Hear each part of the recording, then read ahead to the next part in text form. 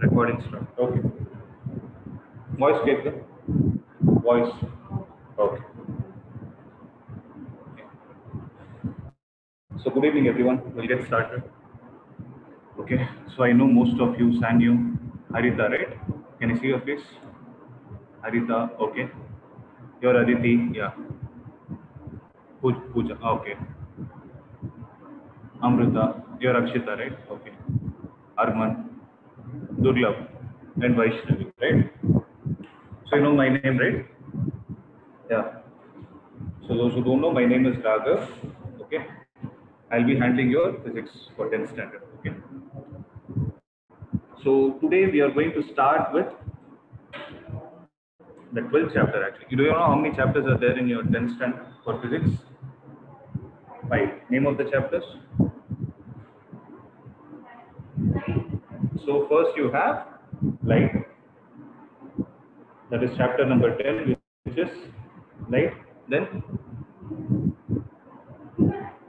human eye and its defects. Yeah, okay. You can look at your textbook and tell me. That is 11th chapter. Well, this electricity, or we can also call it as current electricity. Next, magnetic effects of current.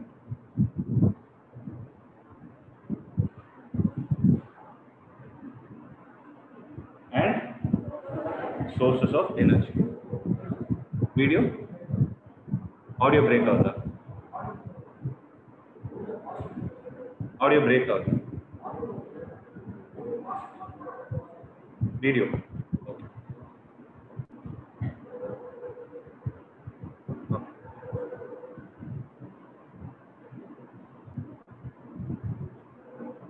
Okay. So magnetic effects of current and sources of energy. So these are the 5 chapters that you have. So obviously the name itself is suggesting something, right? So what are all the names? So light chapter, what are you going to read?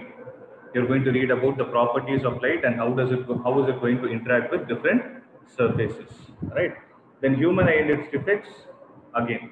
So you're going to study about the extended phenomenon, the phenomenon of light, along with the human eye and what are all the possible defects that can occur, and how are you going to rectify it? That's what this chapter is all about. Electricity, what do you think you're going to? So what do you think you're going to learn in electricity? Everybody knows, right? It's a general term. So what do you mean by electricity?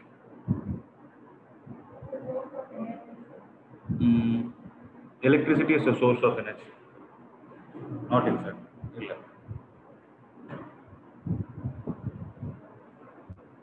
Okay, we'll see. That's the chapter we are going to start with.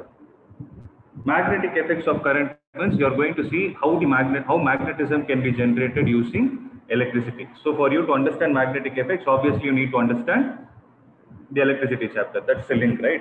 And sources of energy is independent chapter. What are all the different sources that is available naturally as well as man-made? What are all the things we can create so that we can extract energy? For example, all these things are running in our house because there is someone who is supplying us energy. Let's say from the power station we are getting the electricity. We are able to switch on here and the fan is able to run, right? So these are all the different sources of energy. That's just an example. Okay. So to start with, we are going to go with current electricity. Okay. So this is chapter 12, which is named as electricity.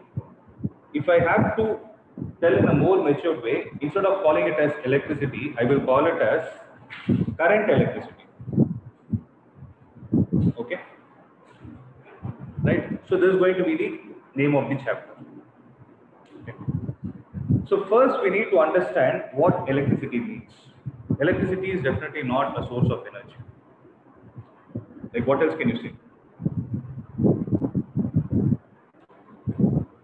You have learned atomic structure in your chemistry 9th standard, right? In atomic structure, what is the most important part? So you have learned about the Bohr's theory. So what did he state? What was the Bohr's theory that he has stated? So if you take an atom, when you're speaking, no, remove your mask. I'm not able to.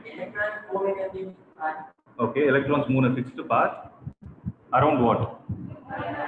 Around the central part called as the nucleus, right? So when you talk about the nucleus or the electrons, what's the first thing that comes to your mind? Whenever I say an electron to your mind, what comes to your mind? Negatively, you use the word negatively charged particle, right? So the question that we are going to answer now is, what is charge? Anybody? So what exactly does charge mean? You need to understand what it is, right? So the other name that is given for charge is, what is this? Electricity. Actually, it is named in a wrong way. The chapter should have not been electricity, it should have actually been current electricity. Means, current means what? If I say there is water flowing, can I call it as water current? Right? Current is something which is flowing or moving, right? So when I say electricity is charged, and if I use the word current electricity, what am I trying to convey to you? I'm talking about the flow of something. What I said? The flow of charges. Electricity means charges, right? So before we start with what is current electricity, first we need to have an understanding of what is a charge, right? I'm going to touch the basics of your 9th standard atomic structure, and then I'll come to this chapter so that you can have a better visualization of what it means. Okay? So, but I want you all to have an interaction with me, irrespective of whether it is right or wrong. I'm not concerned about those answers. I'm concerned about the interaction only. Okay? Now tell me, if I have to draw an atom, right, according to Bohr's theory, how does an atom look like? An atom, it is a spherical, and you have a central part called as the nucleus. Around the nucleus, what do you have? You have the so-called negatively charged particles, electrons, which are going to revolve around the nucleus, right? So you people know what is an ion? You know, right? ION, what is an ion, right? Before I go to an ion, tell me what are all the things that are present within the nucleus. Can someone tell me who named the nucleus? Who gave nucleus name for it for the first time? Who discovered it? Did you learn about alpha ray scattering experiment? Yes or no? Who did it? So Rutherford was the first person to coin the central part as nucleus. So when Rutherford discovered, what did people think? That the nucleus had only positive charges present in it, right? But today's world, we know that the nucleus consists of protons and neutrons. So you have two different subatomic particles which are called as protons and neutrons. So if I ask you what is a proton, what are you going to say? So protons are positively charged particles and neutrons are neutral. Neutral in the sense they do not have any charge associated with them. And electrons are obviously negatively charged particles. Okay, this logic is fine. Now the question is, who is responsible for the complete positive charge that is present within the nucleus?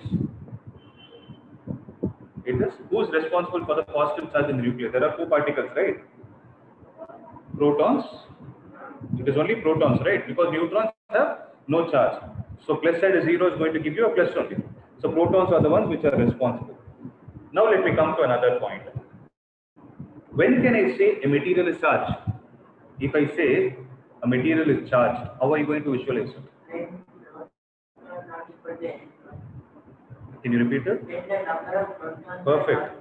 When the number of electrons are not equal to the number of protons. So when the number of electrons are going to be equal to the number of protons, you call that so-called atom to be stable.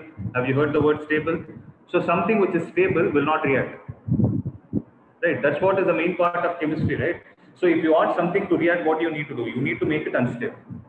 It will become more reactive.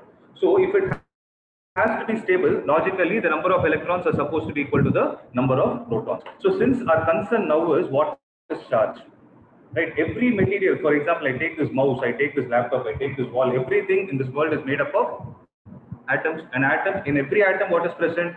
You have a nucleus and the electrons present. But when can you make that material get charged? What do I mean by material getting charged? Means I have to make it as an ion. Think in terms of chemistry. If I have to make something an ion, what am I supposed to do? You either remove an electron or add an electron. So when you do this, you are creating what? You are creating an imbalance in the number of electrons and the number of protons, as a result of which you can say that particular material is charged. Right? I'll just do a small demonstration and show you how to see what charge is. Okay? How to generate that. These things are actually, you learn in your 12th standard. It's a very simple activity. What I did, I took a plastic box. Okay? You're able to see an aluminum sheet here. I took an aluminum foil, I just stuck it there, and I took some thermocol balls, I wrapped it around an aluminum foil. Now see, I hope you're able to see from there. Now I'll tilt it down. Why did all these balls go down? The balls went down due to which force? Gravity. The gravitational force is the one which has pulled it down because of its mass. mg is acting downwards. So if I tilt it down, what is going to happen?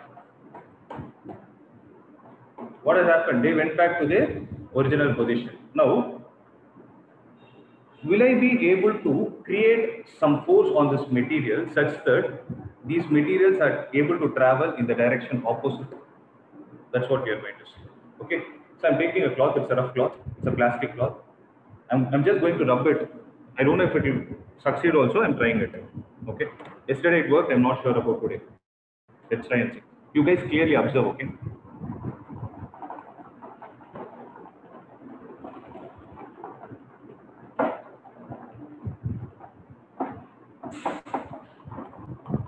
Are you able to see anything? Did you see what happened to it? You're able to see one thermocol. I need to apply more friction. Actually, the right material to use is leather.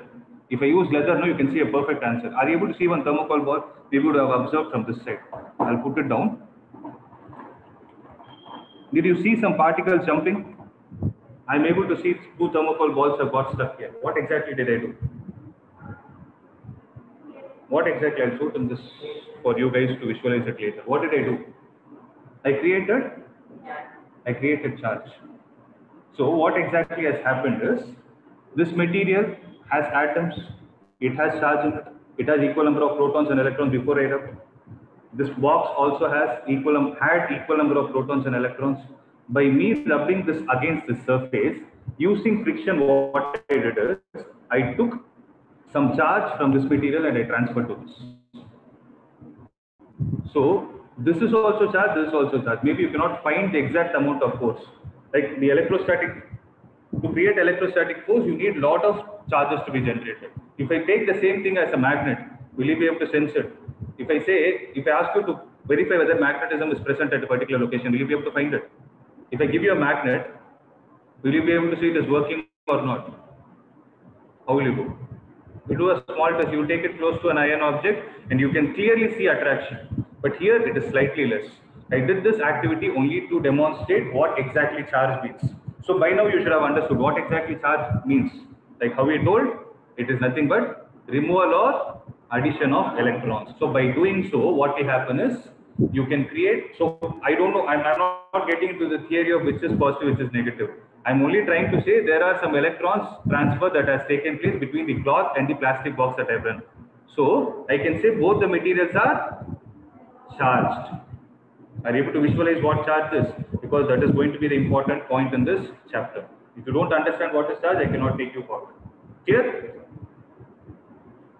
So please take a note of that point. So charge to be created on a material, what are we supposed to do? You add or remove an electron. By doing so, if at all you get a scenario like this, Ne is greater than Np or Ne is less than Np, N stands for the number.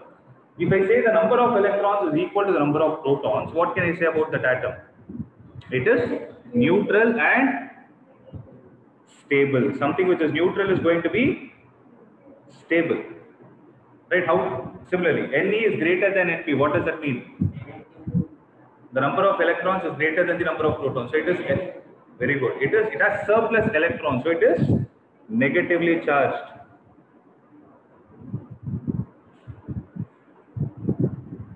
Right? If I say Ne is less than Np, it is obviously a positive charge. It is an electron deficient one, right? It is positively charged. So one thing is clear to us. Well, if you want to charge any material, there is only one possibility. See, think of the other logic also. I'm just giving you a different perspective to think.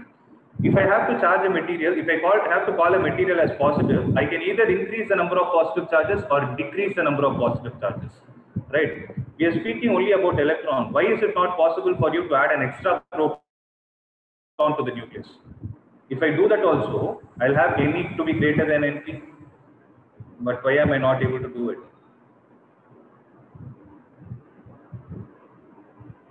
You're able to think, you're able to understand what I'm asking. I could have added an extra proton, keeping the number of electrons to be the same, but we didn't speak about it. We only spoke about electrons, because electrons, where are they? They are outside. Which one is easier? Something which is out. Is it easier for you to pull someone from the someone close to the door, or someone who's sleeping inside the bedroom? You will pull them out. Obviously, someone who's close to the door, right? Same thing. Electrons are outer, so it is easy for you to remove less amount of energy. You can remove them. Whereas proton is somewhere inside. It is in a safe place. You can't do it. Are you able to understand? So, is it clear what you mean by a positively charged particle and negatively charged particle? By doing so, what exactly you are doing is you are creating a charge on a material. Now the question is, once the charge has been developed, how are you going to put them in motion? So electricity means what? Charge. So frictional electricity. I created charge through friction. I can call that as frictional electricity. But what did I say the name of the chapter is? It is current electricity. Means whatever charge I have developed, I need to ensure it is moving. I need to make it move. Is it clear? That is what we are going to start with. That's where the basics start. All the story which I told you is not there in your textbook. It is for you to have a different thought process. Are you guys clear? No confusion, right? Right. Shall I start? Okay. So I'll just read out certain points. After I explain, I'll always read out the points so that you can have the textbook knowledge as well. So electricity has an important place in modern society. It is controllable and convenient form of energy for various uses in homes, schools, hospitals, industries, and so on. Okay. So what constitutes electricity? How does it flow in an electric circuit? What are the factors that control or regulate the current through an electric circuit? In this chapter, we will try to attempt or to answer all these questions. Okay. That's what we are going to do. As far as possible, I'll try to show everything practically. Okay, I'll try my best to do it. If somewhere I'm not able to show, I'll show a simulation. Okay. So the first thing that we need to understand is what is electric current. Okay. Till now, what we saw is only electric charge. The question is, what is electric current? Current means what I told you already. Current means flow of something. Right. So when I use the word electric current, I'm talking about the flow of charges. So first I'll give you the definition, then I'll explain what exactly does it mean. Okay. So write down the heading as electric current. Anybody with the definition? Can I switch this on or should I switch it off? Which one is comfortable? Off? Okay.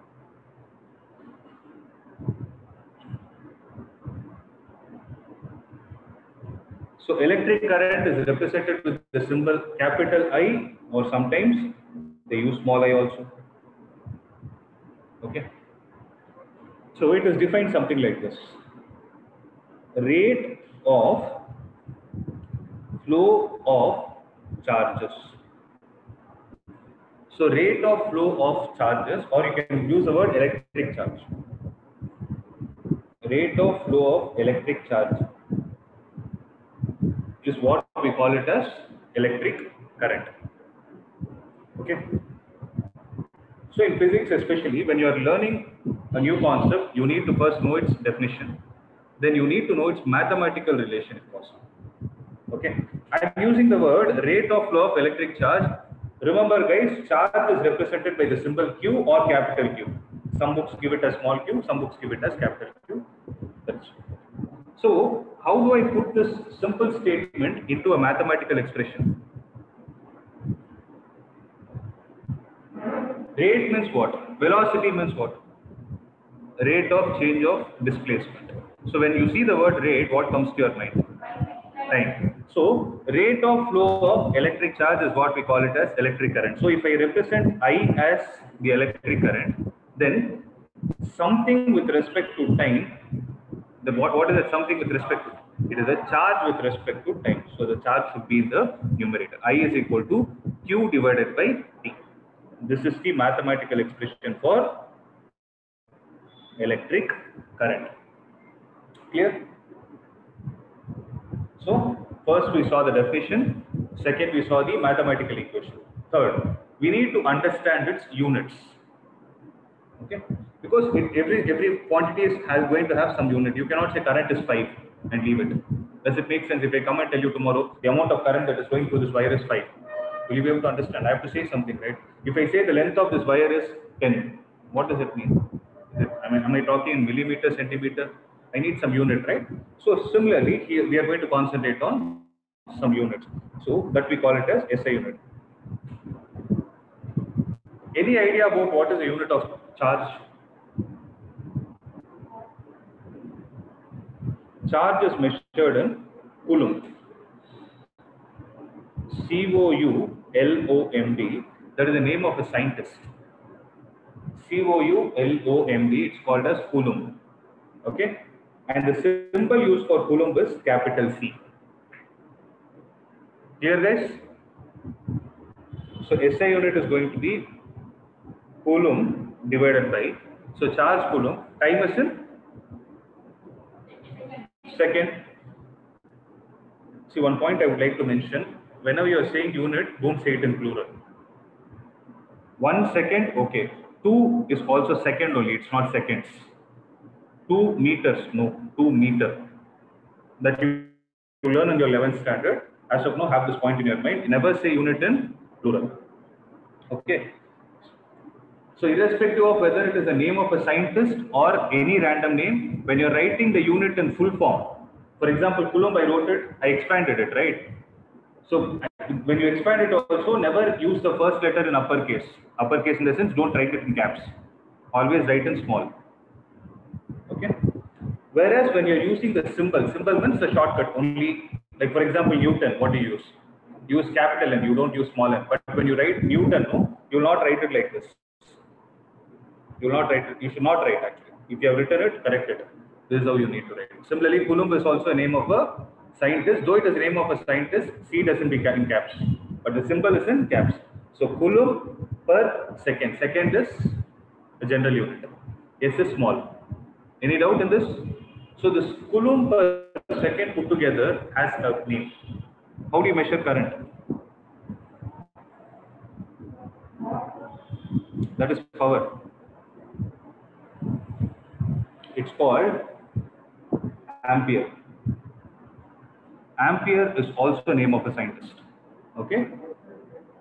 A-M-P-E-R-E. A-M-P-E-R-E. Ampere is also the name of the scientist. That is why I wrote the symbol in caps. Okay?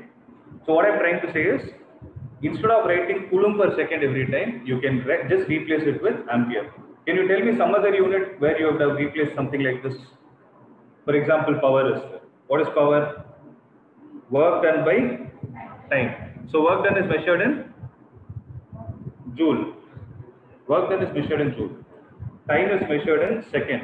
This joule per second is what you replace it with watt. W-A-T-T. Okay. So you have certain units like that, where you can replace a ratio into a particular name. Okay.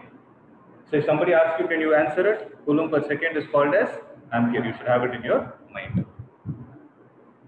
Okay. So let me read it out. So we are. You want to go to that page? You want to come here? Yeah, please. Yeah, come.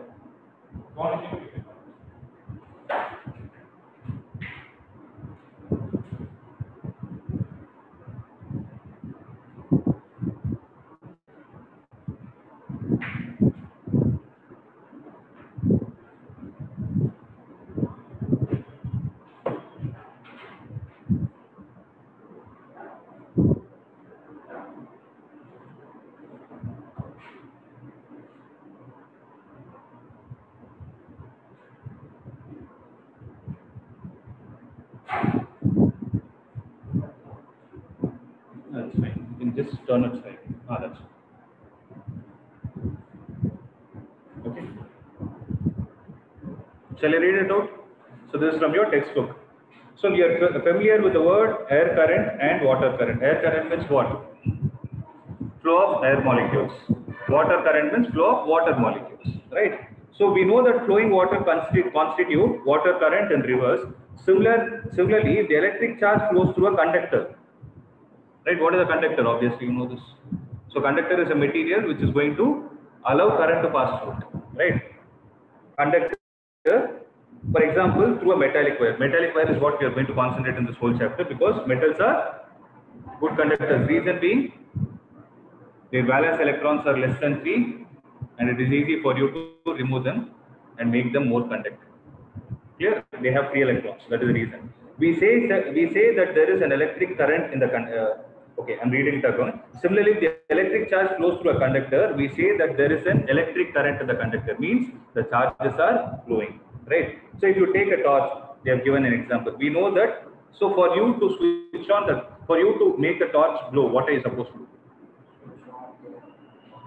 To take a small torch, how are you going to switch it on? Like you will have a small knob, everybody would have seen. When you push the knob, will it start glowing?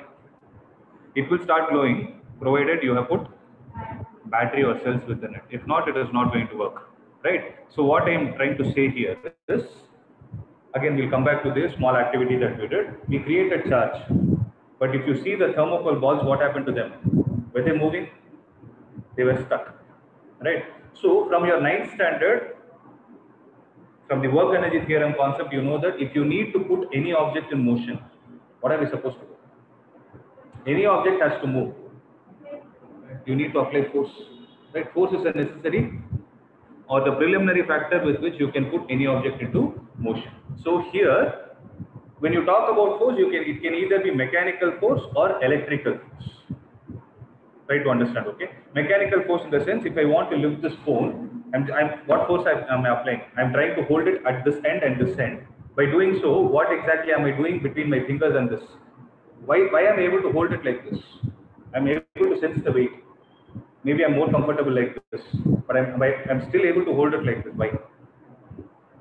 What exactly is happening? The weight of the object is in downward direction. It is wanting to go back to its position, but I'm trying to hold it.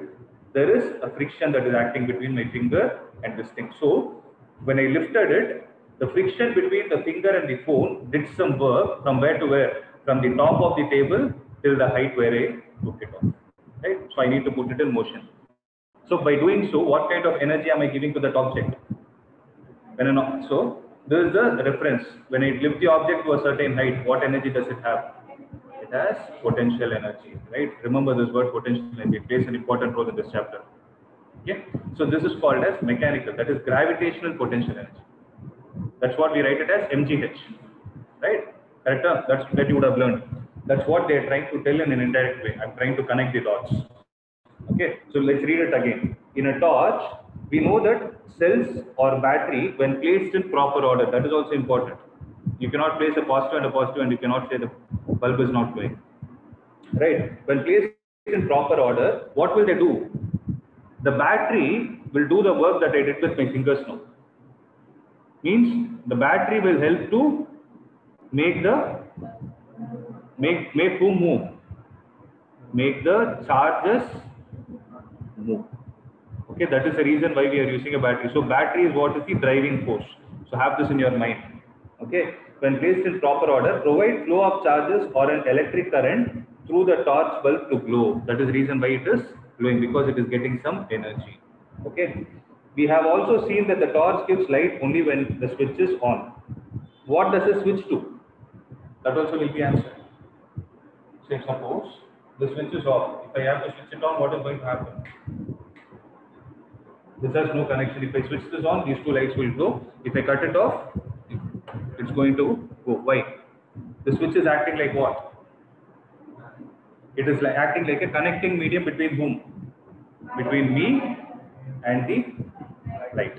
The source from where I need the electricity to get, the source to which I need to supply electricity. Right?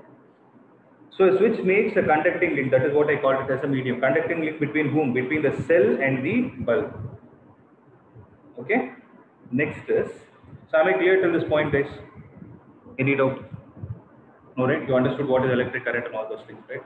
Now, if you see the heading, it is electric current and circuit. So what do you mean by circuit?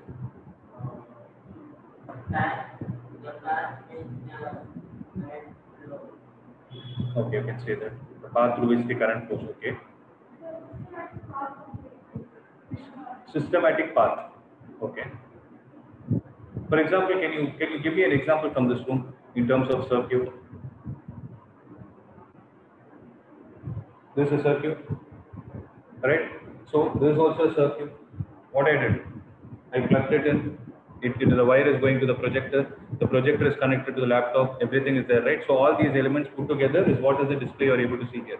So I've created a circuit, right? So circuit means, to put it in very simple terms, if I have different components in my hand, you make a proper arrangement so that you are able to generate some efficient output from it. Right? Put it in a very layman point of view. Electric circuit definitely has a different meaning, but for you to understand what it is, I'm trying to put it in this way. What you do, you take all the components. For example, what are all the components that are used in this room for you to see this? What do I mean by component? The switch, the wire, the box which is there, the projector. From the projector, there is a cable. My mouse, webcam, everything is going here. Right? All these things are called as the components. Right? But here you will be learning about simple components. That's very simple. Okay. So a continuous and a closed path of an electric current is what is called as electric circuit. If you have to give a definition to it, what are they trying to say? A continuous and a closed path of an electric circuit is called of electric current is what we call it as the electric circuit. Okay. Now, if the circuit is broken anywhere, or if the switch of the torch is turned off, the current stops flowing and the bulb does not glow. This is obviously a known fact. If the switch is off, the display will be lost because the projector gets switched off. Same logic. Instead of a torch, you have a projector. Are you guys able to understand? Okay, I'll come to all these points slowly. Now, whatever definition we saw, it is given here. How do we express electric current? Electric current is expressed by what? Read it out. Electric current is expressed by the amount of charge flowing through a particular area in unit time. The amount of charge flowing per unit time is what we call it as the electric current that we have already seen. What is the definition I gave you? Instead of using the word time, I call it as the rate of flow of charge. Rate itself has time in it, right? So rate of flow of charge is what we call it as electric current. So in metallic wires, okay, in metals, what do you have?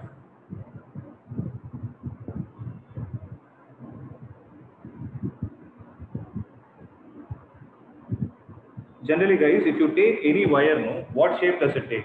For example, this wire is there. It's a cylindrical shape, right? So that's what I've drawn. Okay, don't get confused. So inside this, you will have copper wires. Copper is a metal. Okay, so copper wires can conduct. Now I'm not concerned about copper or aluminum. I'm only concerned about what exactly is present inside a metallic wire. Okay, if I look at this as a wire, I've cut a small portion. I'm doing an experiment. If I observe what is present inside it, I can say there are free electrons present. So what do I mean by free electrons? Electrons which can move around. Okay, the electrons which can move around within the conductor, or what we call it as the free electrons. The question is, how are they generated? If they are generated because of the room temperature. Okay, if you take a normal metal, due to even at room temperature, what you can do is you can see that those electrons will be out of their orbits and they will be free to move. Okay, so this word free electrons is clear. So what will happen to these free electrons is they will start moving in some random direction. It's not like they are going to continuously move in a straight line path. So for me to see everything happening like this, how do you think the electrons are supposed to flow within this wire? How do you think the electrons are? Inside this, electrons are there. You cannot see, I cannot show you obviously. Electrons are there. But how do you think the electrons are flowing? Are they moving randomly in all the directions, or are they moving in an aligned path? They are moving in an aligned path. Because then all this thing will get observed. But for me to achieve that aligned path, I need to do something. I'll come to the point slowly. Okay. Now, whatever I'm talking is, I'm talking about a metallic wire without any help. If you take a metallic wire just like that, if I remove this and hold it in my hand, let's say a charger wire is there just without connected to any phone. Inside that, you can see that the electrons will have random motion. Okay. They will have random motion. They are not aligned. Now I need to do something to make this aligned. What are we supposed to do? I told you something is to be connected to make the current flow in a circuit. You need to connect a battery, or you need to give a power source. When you do that, no, you can observe that the electrons will start moving in a particular path. Are you guys able to understand? So let's read this point. So electric current, all this right? In circuits using metallic wires, electrons constitute the flow of charges. Why electrons? Because they are free to move within a metallic wire. Okay. Flow of charges. See, all the points that I am telling are important for assertion and reason. That's how they are asking this here. So please make sure you're clear, and also make a note of it. Okay. In circuits using metallic wires, electrons constitute the flow of charges. However, electrons were not known at the time when the phenomenon of electricity was first observed. So electric current was considered to be the flow of positive charges, and the direction of positive charges was taken to be the direction of electric current. So what happened? By the time they introduced electricity, they found electricity. What were not discovered? The electrons were not discovered. So what did they think? They thought only positive charges were moving. That's what they thought. That's not truth actually. Okay. So positive charges were moving, and they started saying that whatever was the direction in which the positive charge was moving is given to be the direction of current. Even today we follow that only. Even today we follow the conventional direction of current, saying that whatever is the direction in which positive charges are moving. But what should be in the back end of your mind? Who is actually moving? Is it a positive charge or the electrons? There are only electrons which are moving. But for direction purpose, what did they do? They took whatever direction is. So if electrons are moving in one direction, positive charges will exactly move in the opposite direction. So if you are able to understand how electrons are moving, you just take the direction opposite for you to find the direction of current. So what happens is when I give you a problem, I'll ask you what is the direction of current. At that point, you should be able to think. This is an important point. Is that clear? Shall I proceed? So conventionally, so this is an important point, guys, write it down. Conventionally, in an electric circuit, the direction of electric current is taken opposite to the direction of flow of electrons, which are negative charges. So what are all the important points that we have taken from this paragraph? First, in a metallic wire, who's responsible for the charge? Electrons. Electrons are actually flowing. And what are these electrons? I called them as free electrons, right? Second, what did we learn? Direction of current. What is the direction of current, guys? Direction of current is direction opposite to the motion or flow of electrons. Does that make sense? Right?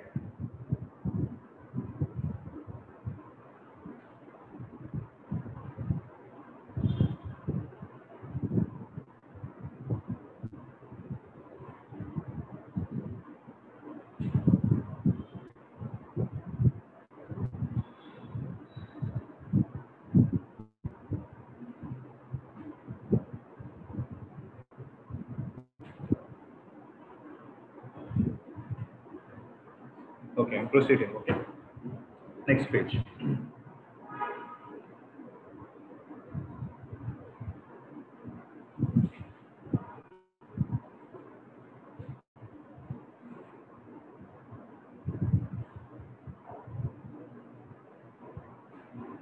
Okay. Listen.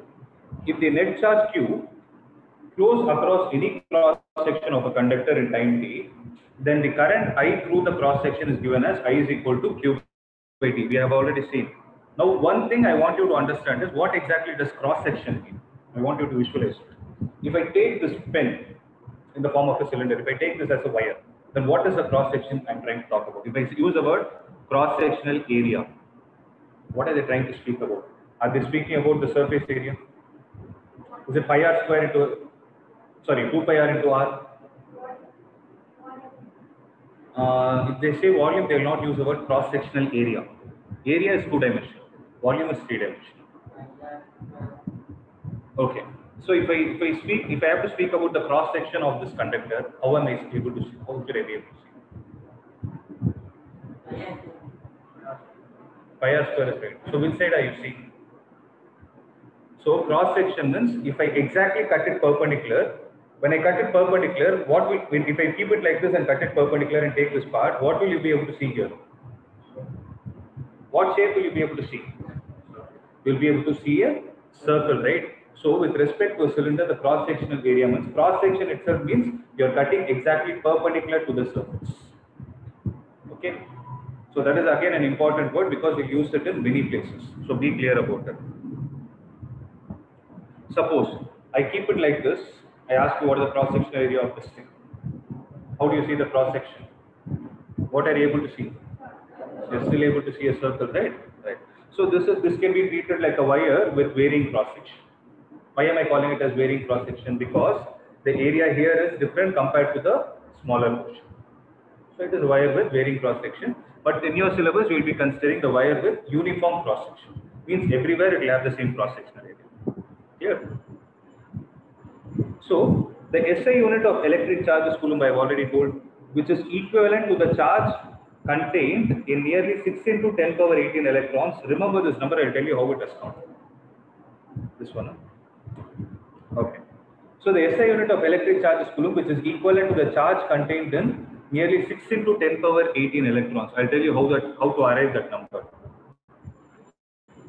Okay, we know that an electron possesses a negative charge of 1.6 into 10 power minus 19. What sound is that?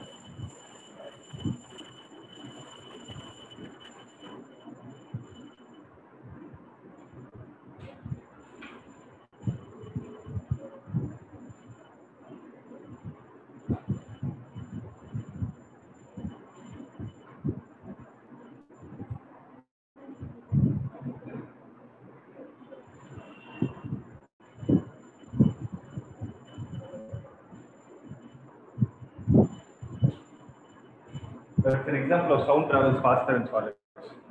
Indian word. Okay. So 1.6 into 10 power minus 19 Coulomb is a charge of, you know this, right? So charge of one electron is 1.6 into 10 power minus 19 Coulomb. You didn't learn it last year or else you forgot. This word Coulomb, I'm sure you would have heard. Clear? No. But you know the number of 1.6 into 10 power minus 19. So always units are very important. Okay, have this in mind. So the electric current is expressed by a unit called ampere, named after the French scientist André Marie Ampere. Okay, so he lived with this year, between these years. Okay. So 1 ampere is constituted by the flow of 1 Coulomb of charge per second. I'll come to all these points. Now first I'll explain how did you get the 6 into 10 power 18. Okay. Now tell me one thing. If I have a material which has lost one electron, okay, let's say sodium. So sodium, when it has lost one electron, what ion does it become? It becomes Na plus. So atomic number 11281, one is gone, so it becomes Na plus, right? It is unstable, all these things we know. Now the question is, when an electron is lost, the material has gained some charge. Of what charge does it gain? Did it gain? It gained a positive charge, right? Now the question is, what is the value of the positive charge that it has gained? So when the electron was present in that material, how much charge did it contribute? What is the charge of one electron? 1 point. So charge of one electron is 1.6 into 10 power minus 19 Coulomb. Understood? Right. So when the so-called electron which got lost, before it got lost, it contributed a charge of 1.6 into 10 power minus 19 Coulomb to the already existing stable one. So when it has got lost, how much is the charge gained by the material, gained by the positively charged material? It has gained exactly this amount of charge. So what I mean by saying this is, when you write plus 1.6 into 10 power minus 19 Coulomb, you are trying to say that the material to become stable, it needs one more electron of this much charge. Suppose it has lost 2 electrons. It is, so the material would have gained 2 into 1.6 into 10 power minus 19 coulomb. Suppose, so all these things are losses, losing a material, right? Suppose the material has gained electrons, what would have happened? It would have been minus logically. So minus 1.6 into 10 power minus 19 coulomb. What I'm trying to say is that so-called material which has got negative charge should lose 1 electron for it to become stable. Minus 3.2 into 10 power minus 19 coulomb means it has lost it has gained 2 electrons. Correct? So if I put a question like this, 1 electron constitutes how much amount of charge? 1.6 into 10 power minus 19 coulomb. Right? Then 1 coulomb of charge is possessed by how many electrons? I'll put the statement in reverse. 1.6 into 10 power minus 19 coulomb put together is charge of 1 electron. 1 coulomb of charge will constitute how many electrons? So what method are you using? It is unitary method, right? So 1 book costs 10 rupees, 2 books cost 20. So how do you get it? Just cross multiply the values. So if I take this as n into 1.6 into 10 power minus 19 is equal to how much? 1 into 1. So n is equal to 1.6 into 10 power minus 19. Sorry. 1 divided by 1.6 into 10 power minus 19. That is 1 by 1.6 into 10 power 19.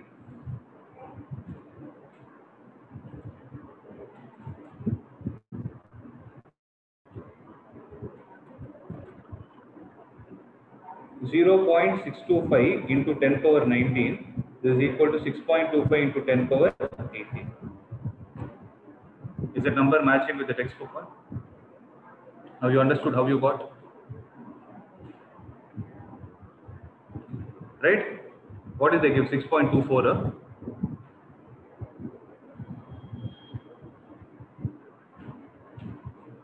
What is the number they gave? They told 16 to 10 power 18. No, it is actually 6.25 into 10 power 18.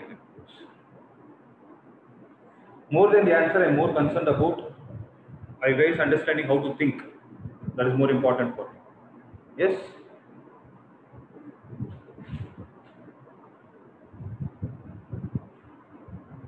So 6.25 into 10 power 18 electrons constitute 1 coulomb of charge.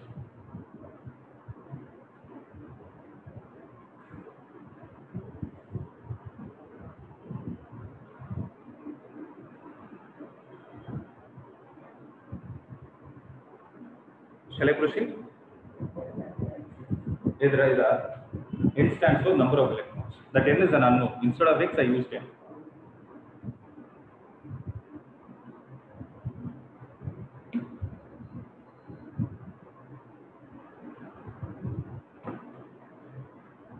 I'm proceeding. Okay.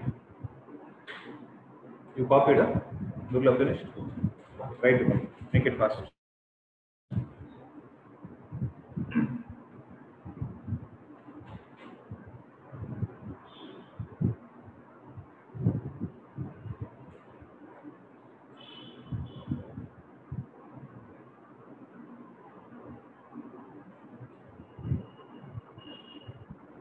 Done? Okay. So you guys know this 1 ampere is equal to 1 coulomb per 1 second, right? So sometimes the smaller quantities of currents are also expressed. The smaller quantities are nothing like how you have millimeter, centimeter, all those things. You have milliampere, microampere. Micro means how much? Micro is 10 power minus 6. Milli is 10 power minus 3. If you don't know, please make a note of it. So smaller quantities of currents are expressed in milliampere. Ampere is ampere only. You try to break it into 2 parts. Wherever you see milli, whether it is millimeter, milliliter, whatever it is. Milli means 10 power minus 3. Okay. Similarly, microampere, if you break the word microampere, ampere is the same thing. Okay, you will write ampere, but the symbol used before that is something like this. Do you guys know what it is? It's called mu. It's a Greek letter. You pronounce it as mu. It's called mu A, which is also, but you don't read it as mu A. You will still read it as microampere wherever you see that. But the symbol name is mu. So micro means how much? 10 power minus 6. So these are the two famous quantities that are used. Okay.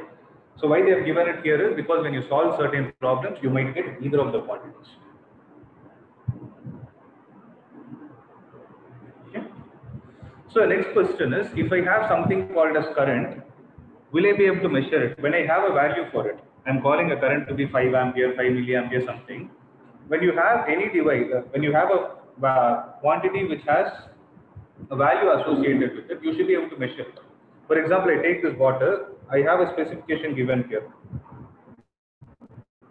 So they have mentioned it is a 0.75, that is, it is 750 ml. So it has a quantity and it has a measuring value, right? Similarly, what is the device I'm going to use to measure current? That's the next question. The name of the device is AMMETER. It's called as ammeter. Okay. So again, this is the grammar of physics. Okay. Meter in physics or science means a measuring device. AM is derived from ampere. So a device which is able to measure ampere is what we call it as ammeter. Okay. Similarly, a device which is able to measure speed. A device which is able to measure speed. Speedometer, where do you see it? You see it in your cars, the vehicles, right? You have a speedometer, something like that. Okay.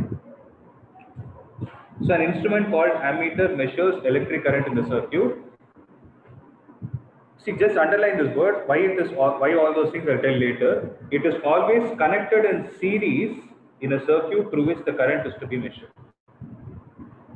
Underline the word series. Don't think about it. I'll tell the reason later. It is always connected in series to measure the value. Have that point in your mind. What is series? What is parallel? We'll see later. So this is a figure which shows a simple diagram of an electric circuit. So what does an electric circuit consist of? We learned it there. I told you in a simpler term. An electric circuit is nothing but connection of components to achieve some output. Right? See, if you look at this circuit, I'm not sure if you know all the symbols. What is this one? It's not a cell, it's a battery. There is a difference, okay? There is a difference between a cell and a battery. What is this thing? It is a key. This A stands for ammeter and this stands for a bulb. Okay? And obviously these lines are there, no? They represent the wires. So you have established a connection between what all components? You have established a connection between wire. You have established a connection between the bulb, battery, key, and the ammeter with the help of a wire. So you have how many components in them? If I ask you how many components are there, what are the 5 components? Bulb, ammeter, wire, battery, and a key. These are the 5 components, right? So out of these 5 components, listen to this carefully, okay? Out of these 5 components, there are certain components which have the ability to give energy. There are some components which have the ability only to utilize energy. So what are the components which can give energy?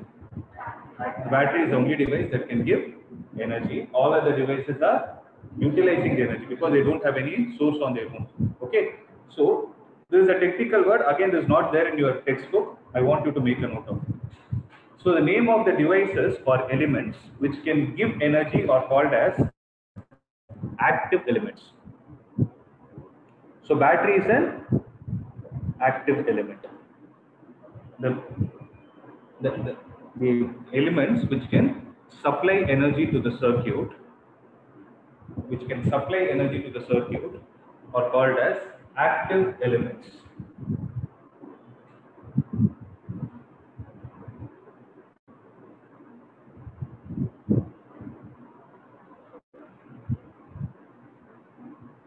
So what is the counterpart of active? Active voice, passive voice. Similarly, you have passive elements. What are the passive elements then? The ones which utilize energy, right? So the elements which can only utilize energy and do not have energy of their own. The elements which can only utilize energy and do not have energy of their own are called as passive elements. So examples of passive elements, you can think of a bulb, ammeter, key, all these are passive elements. Yes, it is, because it is only an active medium. It will also have some resistance actually. If you open a key and see, no, it is also having wires. All the resistance and all you slowly learn. Okay.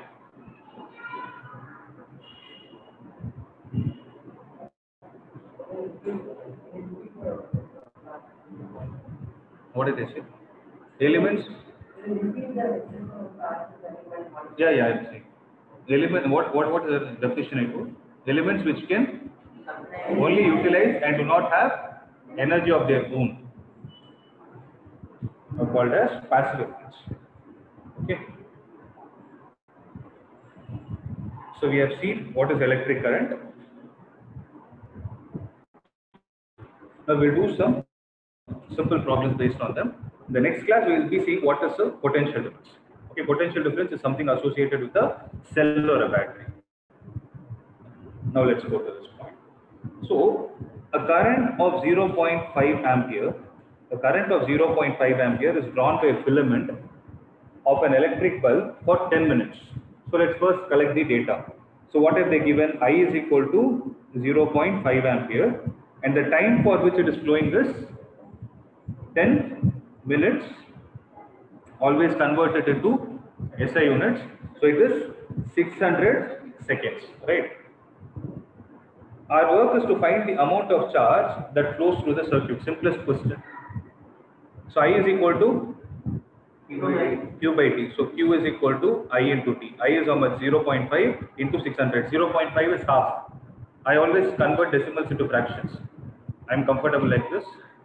So 0.5 is half. Half into 600 is obviously going to be 300. What is the unit? Coulomb. Never forget it. If you forget unit, half mark gone. 300 coulomb.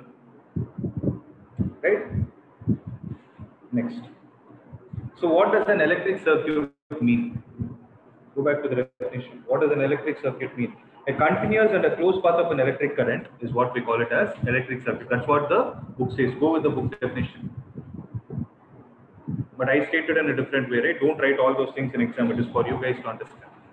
As far as exam point of view is there, strictly follow NCERT. Right? Define the unit of current. Define unit of current. See here, they are not asking you to tell what is the unit of current. Be careful, okay? If they ask you what is the unit of current, you will say ampere. But they are not asking you what is the unit. They are asking you to define it. How do you define 1 ampere? 1 ampere is 1 coulomb of charge flowing per 1 second. So 1 C by 1 S.